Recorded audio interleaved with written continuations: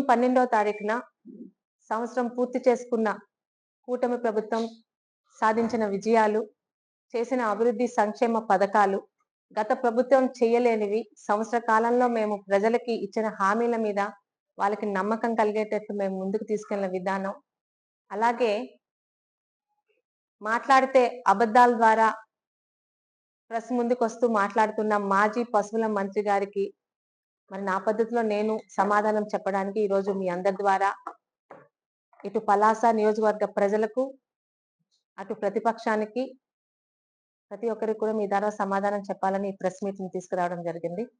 ముందుగా సంవత్సర కాలంలో ప్రజలకు ఇచ్చిన హామీలను వాళ్ళ నమ్మకాలకు అనుగుణంగా పూర్తి చేసి కూటమి ప్రభుత్వాన్ని ఎన్నుకొని మేము మంచి చేసామని ప్రజలకి ఒక నమ్మకాన్ని కలగజేసిన ముఖ్యమంత్రి చంద్రబాబు నాయుడు గారికి, ఉప ముఖ్యమంత్రి పవన్ కళ్యాణ్ గారికి, నారా లోకేష్ గారికి, బీజేపీ పెద్దలకి అందరికీ పేరు పేరున మా నియోజకవర్గం తరఫున ధన్యవాదాలండి. సంవత్సర కాలంగా కూటమి ప్రభుత్వం చేసిన సంక్షేమ పథకాలు కళ్ళకి కనిపిస్తున్నవి, పూర్తి చేసినవి మీ ద్వారా పలాస ప్రజలకి, రాష్ట్ర ప్రజలకి వెళ్ళాలని, 5 సంవత్సరాల అమరావతి మీద అబద్ధాలు చెప్పి కనీసం ఒక ఇటుక కూడా వేయని జగన్ ప్రభుత్వానికి ఈరోజు వచ్చిన వెంటనే 63,000 కోట్లని బీజేపీ పెద్దల్ని, కేంద్ర పెద్దల్ని సాధించి తీసుకుని వచ్చి అమరావతి నిర్మాణం మొదలు పెట్టాం.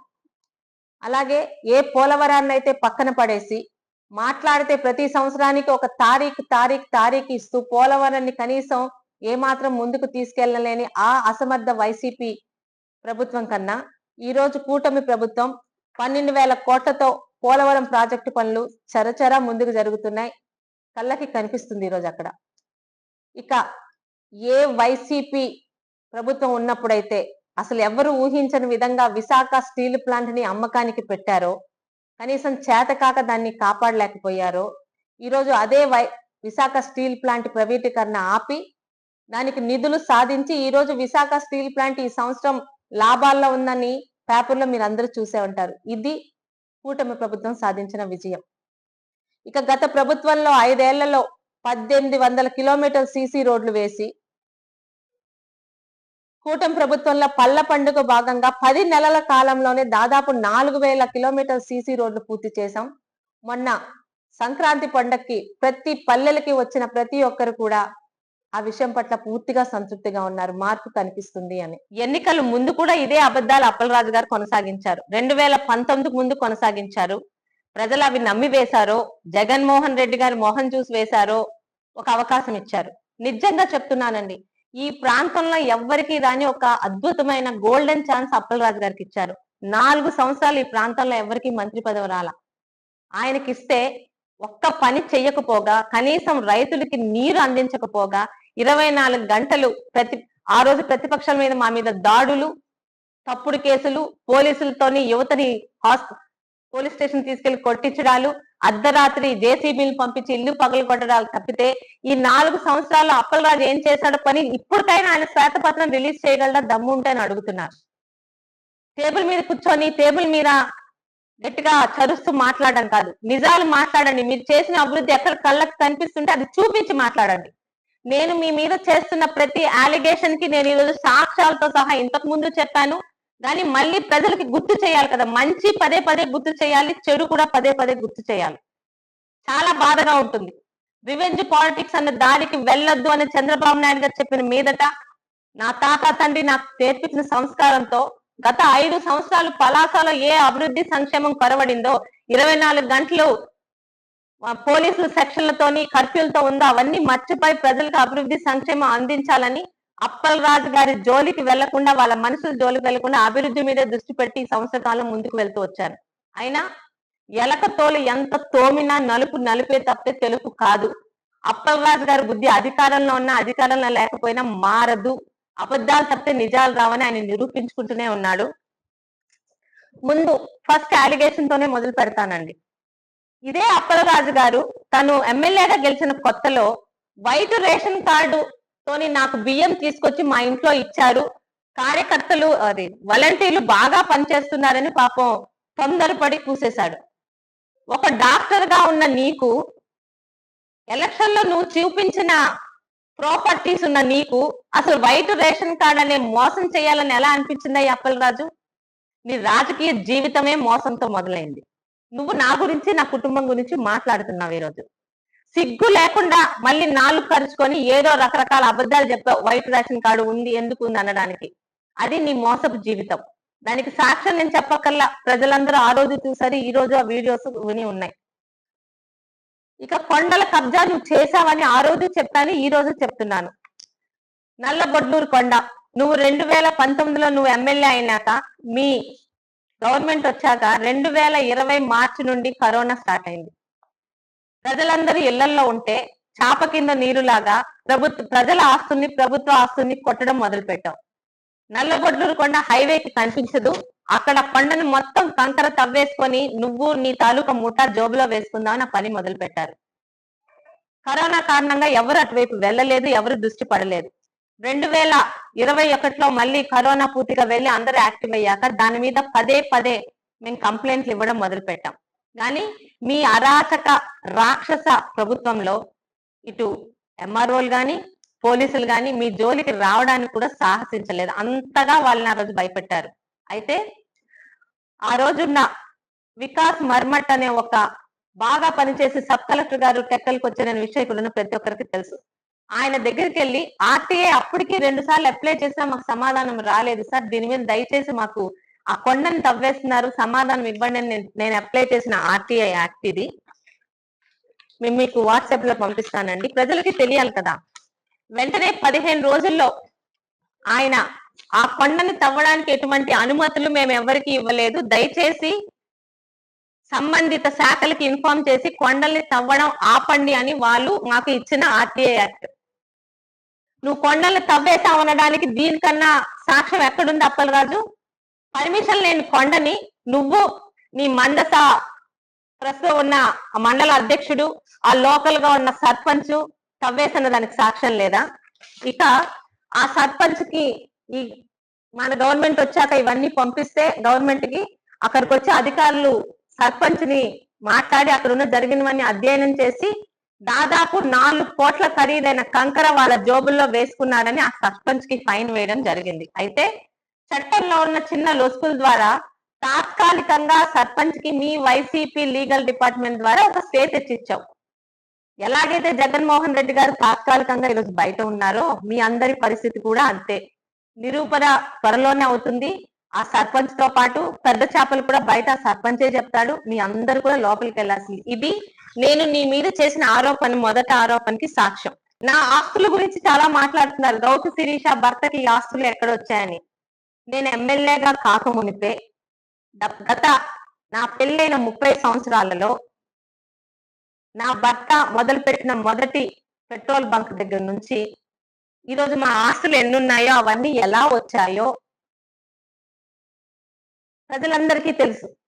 అంతేగాని నీలాగా ఒక్కసారి మంత్రిగా చేయగానే కొల్లగొట్టిన ఆస్తులు కావవి. హార్క్ కంపెనీ, మెడికల్ కంపెనీ,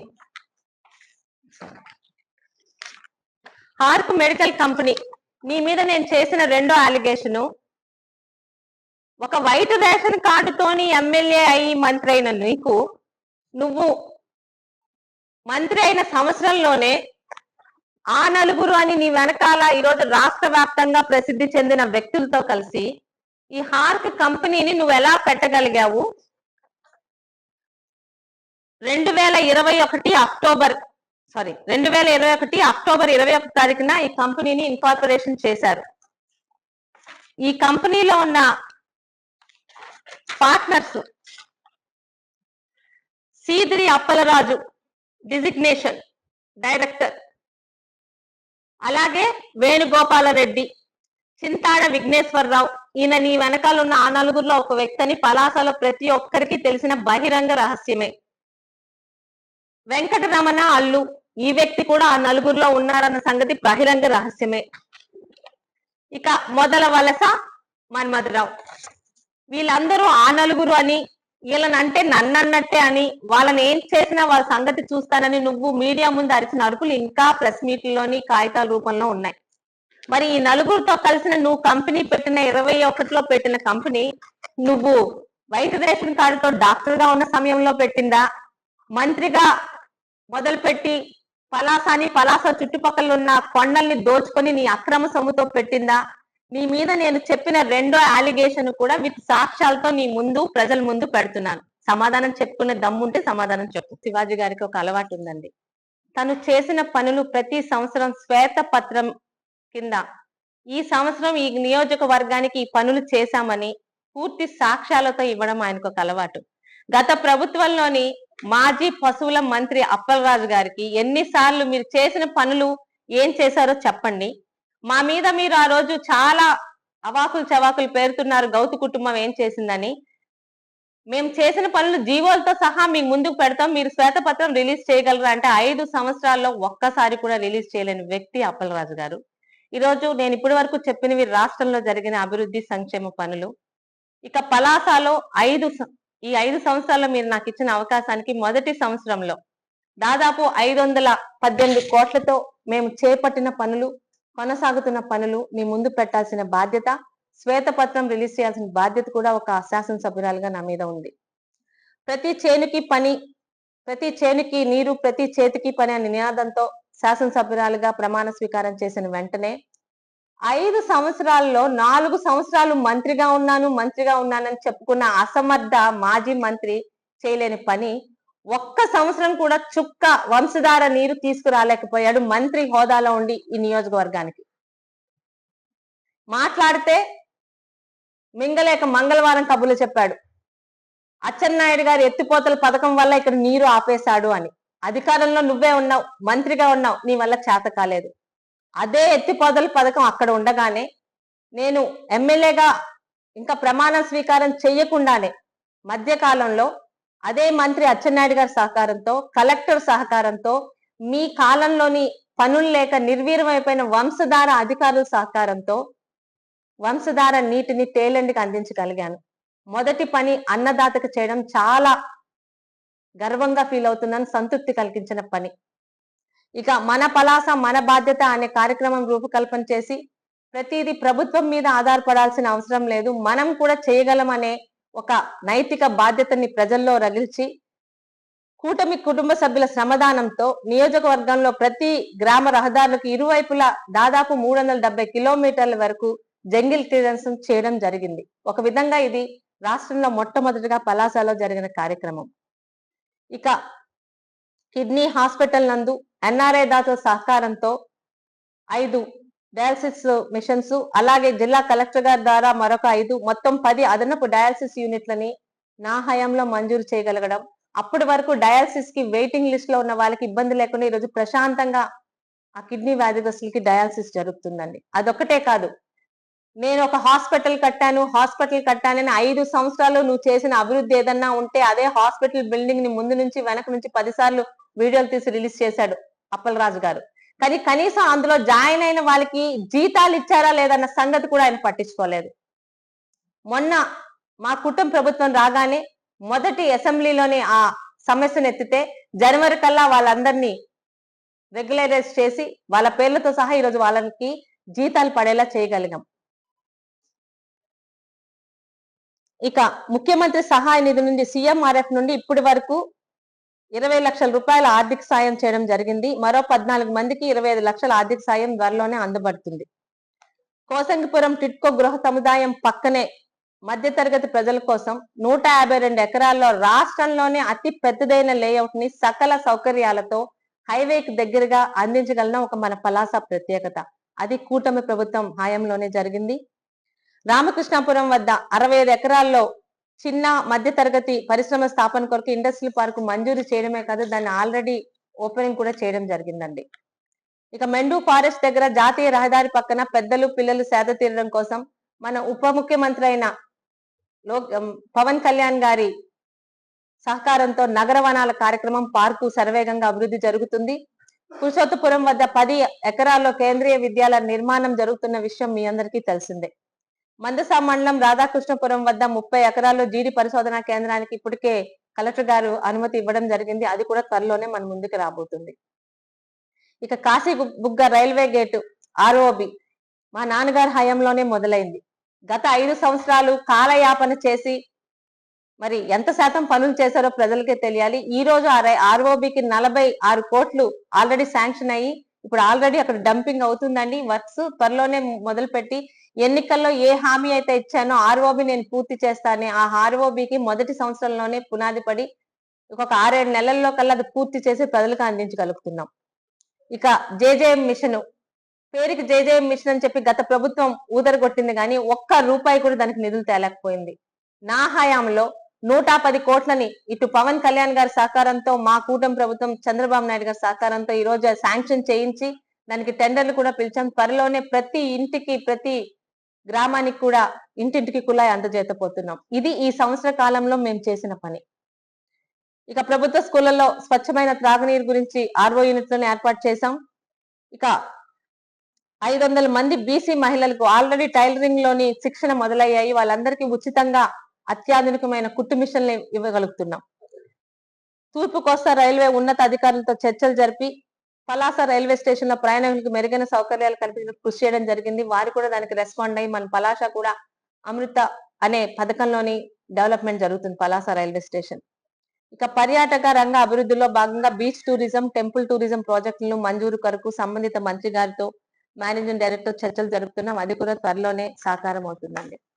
నేను చెప్పిన ఈ 518 కోట్లు ఈ ఒక్క సంవత్సరంలోనే పలాసాకి సాధించడం అన్నది ముఖ్యంగా ఆఫ్ షోర్కి కూడా మొదటి అసెంబ్లీలోనే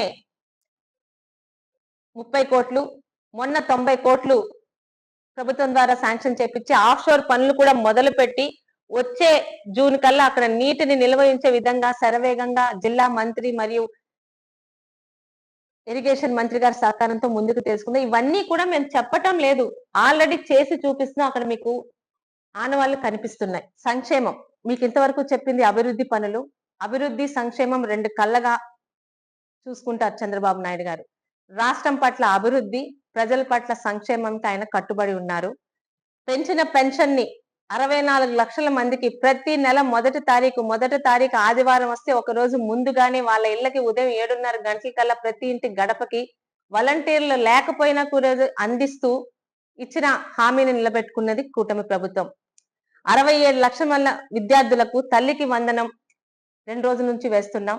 విద్యార్థులకు పుస్తకాలు, కిట్లు పాఠశాలలు ప్రారంభం రోజే ఇవ్వగలిగి ఈ రోజు ప్రతి తల్లి పిల్లలు మీడియా ముందుకొచ్చి ఇంట్లో ఎంత మంది ఉంటే అంతమందికి ఈరోజు డబ్బులు పడ్డాయని చాలా సంతోషంగా వాళ్ళ సంతోషాన్ని మీడియాతో పంచుకుంటున్నారు.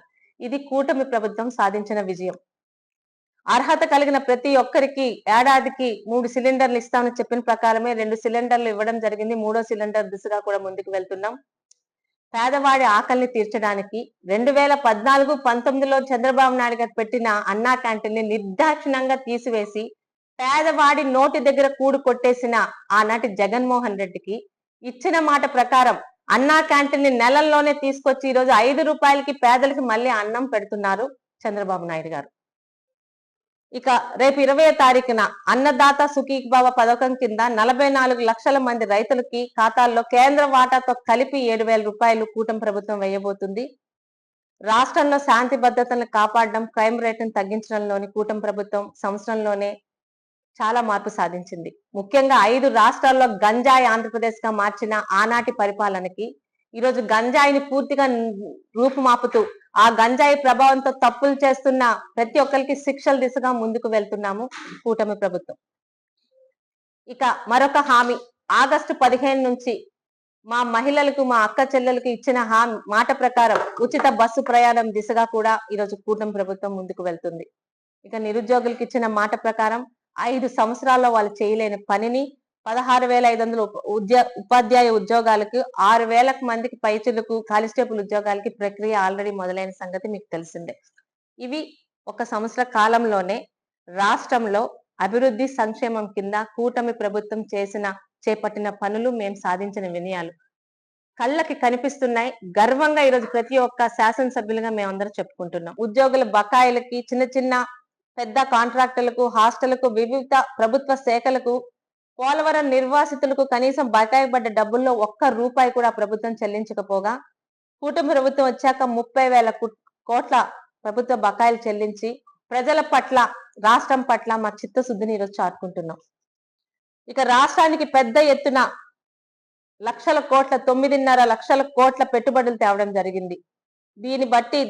దీని వలన రాష్ట్రంలో దాదాపు 4.5 లక్షల మందికి ఉద్యోగాలు కల్పించడం జరుగుతుంది.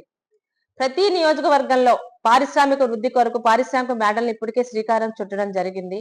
ఇక railway zone, Uttarandhra railway zone అని 5 సంవత్సరాలు ఊరించిన ఆ 22 మంది ఎంపీల వల్ల చేత కానిది ఈ రోజు కూటమి ప్రభుత్వ ఎంపీలు సంవత్సరం లోపలే రైల్వే జోన్ ని సాధించడమే కాకుండా దానికి ఈ రోజు ముందడుగు కూడా పడి ముందుకెళ్తున్నాం. ఇది సంవత్సర కాలంలో ప్రజలు మాకిచ్చిన అవకాశంలో కూటమి ప్రభుత్వం సాధించిన విజయాలు. ఇదే అబద్ధాలతో ప్రజలు ముందుకెళ్ళాం. నిన్న ఈ రోజు 40,000తో చీకొట్టి పక్కన పెట్టినా నీకు సిగ్గు రాలేదు, రాదు కూడా. పలాస ప్రజలకి మీరు ఇచ్చిన అవకాశంతో ఈరోజు ఎమ్మెల్యేగా మేము ముందుకు వచ్చి సంవత్సర కాలం పాలన పూర్తి చేసుకొని మీకు నేను ఎన్నికల్లో ఇచ్చిన హామీలని ఈరోజు 70% మొదలు అయిపోయాయి, పూర్తి అవుతున్నాయని ఒక శ్వేతపత్రం రిలీజ్ చేస్తూ మీకు ఒక విన్నపం చేస్తున్నాను. 10 సార్లు ఈ అప్పలరాజు అనే వ్యక్తి రాసే బురదని కడుక్కోవాల్సిన అవసరం నాకు లేదు. నాకు ఓటు వేసిన పలాస ప్రజలకి సమాధానం చెప్పాల్సిన అవసరం, బాధ్యత మాత్రమే నాకుంది. నేను కానీ నా కుటుంబ సభ్యులు కానీ ఈరోజు ఆ అప్పలరాజు తిన్నది అరక్క, పని లేక వాగుతున్న వాగుల్లోనే నిజాలు ఎంత ఉన్నాయో మీరు గమనించుకోండి. నిజంగా నేను కానీ నా కుటుంబ సభ్యులు కానీ ఒక్క అవినీతి చేసినా అది మీరు నన్ను వచ్చి అడిగే అవకాశం, అర్హత మీకుంది.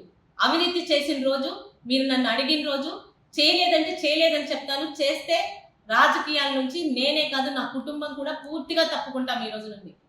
ఇది ఈరోజు గౌతు కుటుంబం మీద, రాష్ట్రంలో ప్రజలకి, పలాస ప్రజలు మా మీద చూపించిన నమ్మకానికి నేను చెప్తున్నాను. అప్పలరాజు లాగా ప్రజాసేవ మాటున ఆస్తులు పెంచుకోవడానికో అధికారం రావడానికో 24 సంవత్సరాలు అప్పలరాజు చేసింది ఏంటండి? మాట్లాడితే చంద్రబాబు నాయుడు కానీ, లోకేష్ కానీ, పవన్ కళ్యాణ్ కానీ తిట్టడం తప్పితే ఏది నువ్వు చేసిన అభివృద్ధి? కిడ్నీ హాస్పిటల్ అనేది ఒక బిల్డింగ్ కట్టి చూపించావు. ఏది నువ్వు చేసిన అభివృద్ధి? సంవత్సరంలో నేను చేసింది ఈరోజు నీకు చూపిస్తున్నాను. నిజాయితీగా ఉన్నాను కాబట్టి ఇంత ధైర్యంగా పలాస ప్రజల ముందుకు వచ్చాను. నాకు ఓటేసిన వారికి నేను ఈరోజు బాధ్యురాన్ని. వాళ్ళకి ప్రతి హామీలను నెరవేర్చే బాధ్యత నాకుంది. నేను తప్పు చేస్తే అడిగే హక్కు వాళ్ళకి మాత్రమే ఉంది. చెప్పాను కదా, తప్పు చేసిన రోజు నా కుటుంబ సభ్యులు కానీ నేను కానీ ఎవరు తప్పు చేశారని మీరు నిరూపించిన రోజు రాజకీయాల నుండి శాశ్వతంగా నాతో పాటు గౌతు కుటుంబం కూడా తప్పుకుంటుంది. నిరూపించలేకపోతే అప్పలరాజుని ఒక్కటే అడుగుతున్నానండి, ఎన్ని రోజులు కావాలంటే అన్ని రోజులు తీసుకోమనండి. గుండు కొట్టించుకొని నా ఇంటి ముందు చెప్పుతో కొట్టుకొని నాకు క్షమాపణ చెప్పమని కోరుకుంటున్నాను. అంతేగాని ఆయనేమి నేను రాజకీయాలు వదలమనట్లే, ఎందుకంటే అది ఎలాగో వదలదు కాబట్టి. కానీ నాకు నా నిజాయితీ మీద, నా కుటుంబ సభ్యుల నిజాయితీ మీద అంత నమ్మకం ఉంది. 3 తరాలుగా 12 సార్లుగా మాకు అవకాశం ఇచ్చారు, ఇస్తూనే ఉన్నారు. ఆ పలాసకి ఎంతో రుణపడి ఉన్నాను. నా తాతని తండ్రిని గెలిపించినందుకు నాకు ఈరోజు విజనరీ చంద్రబాబు నాయుడు గారి హయాంలో ఒక అవకాశం వచ్చింది. పలాస ప్రజలకు రుణం తీర్చుకోవాలని వచ్చాను. ఖచ్చితంగా రుణం తీర్చుకుంటాను. చెప్పిన ప్రతి హామీ 100కి 100% అమలు చేసి మళ్ళీ ఎన్నికల్లో మీ ముందుకు వస్తాను. అంతేగాని ఈరోజు మీ అందరికీ మాటిస్తున్నాను, అప్పలరాజు గారు తిన్నది అరక్క చేసే ప్రతి ప్రెస్ మీట్కి సమాధానం చెప్పాల్సిన అవసరం నాకు లేదు. బురద అంటించే వాళ్ళ పని బురద అంటించడమే. ఆయన చేసే ప్రతిదానికి నా అభివృద్ధితోనే, నేను చేసే అభివృద్ధి పనులతోనే సమాధానం మీకు చెప్తానని చెప్తూ. ఇండియా పాకిస్తాన్ తాజా అప్డేట్స్ కోసం డౌన్లోడ్ చేసుకోండి RTV లైవ్ యాప్.